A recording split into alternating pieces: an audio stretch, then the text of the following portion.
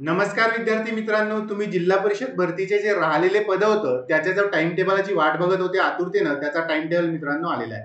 मात्र हा जो टाइम टेबल आलेला आहे हा फक्त नॉन पेसा जिल्ह्यांसाठी आलेला आहे. म्हणजे तुमचे जे 21 जिल्हे येतात नॉन पेसामध्ये जिल्हा परिषदसाठी त्यांचा आलेला आहे. जे तुमचे राहिलेले 13 जिल्हे पेसाचे त्यांची परीक्षा ही नंतर होणार आहे.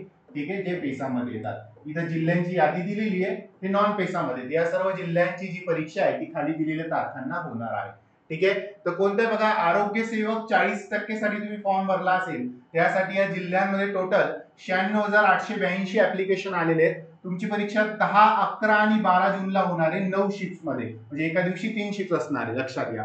त्यानंतर तुमचा आरोग्य सेवक 50% हंगामी फवारणी कर्मचारी जे आहे त्यासाठी 78,754 ऍप्लिकेशन आहेत. 13, 14, 15 जूनला तुमची परीक्षा होणार आहे. 8 शिफ्ट मध्ये तुमची परीक्षा जी आहे ती कंडक्ट केली जाणार आहे. सो 40% पण 3 दिवस 9 शिफ्ट मध्ये, 50% पण 3 दिवस आहे पण 8 शिफ्ट मध्ये, कारण ऍप्लिकेशन जे ते कमी आलेले आहे ऍज कम्पेअर टू 40%. त्यानंतर तुमचं आरोग्य सेविका महिला, ठीक आहे, एएनएम ज्याला आपण म्हणतो, 27,818 ऍप्लिकेशन आलेले. परीक्षा तुमची 16 तारखेला होणार आहे. एकाच दिवशी फक्त 2 शिफ्ट मध्ये तुमची परीक्षा कंडक्ट केली जाणार आहे. आणि शेवटचं पद याच्यामध्ये ग्रामसेवकाचं, ज्यासाठी जास्त ऍप्लिकेशन आलेले 1,35,171 ऍप्लिकेशन आलेले. सो परीक्षा तुमची 5 दिवस चालणार आहे आणि 12 शिफ्ट मध्ये तुमची परीक्षा जी आहे ती कंडक्ट केली जाणार आहे, लक्षात घ्या. याच्यात अजून एक पर्यवेक्षिकेचं पद होतं बघा, त्या पर्यवेक्षिका पदाची जी नॉन पेसाची परीक्षा आहे ती ऑलरेडी कंडक्ट झालेली आहे.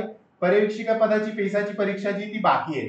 ठीक आहे, तो हे 4 पद आणि पर्यवेक्षक 1 पद, याचे जे पेसामध्ये ज्यांनी अर्ज भरलेले त्यांच्या परीक्षा जे सुप्रीम कोर्टामध्ये मॅटर चालू आहे त्याचा रिझल्ट आल्यानंतरच कदाचित होतील. ठीक आहे, सो जे नॉन पेसामध्ये येतात त्यांनी तारखा लक्षात ठेवायचे. तुमचे हॉल तिकीट सुद्धा त्यांनी सांगितल्याप्रमाणे जे आहेत, ठीक आहे, ती येतील, तुम्हाला डाउनलोड करायचे, त्यामध्ये सेंटर असेल आणि याप्रमाणे तुम्हाला परीक्षेला जे ते जायचं आहे. ठीक आहे, वेळ फार कमी आहे, रिव्हिजन वगैरे चांगलं करून घ्या. सर्वांना परीक्षेसाठी खूप खूप शुभेच्छा. बेस्ट ऑफ लक. धन्यवाद.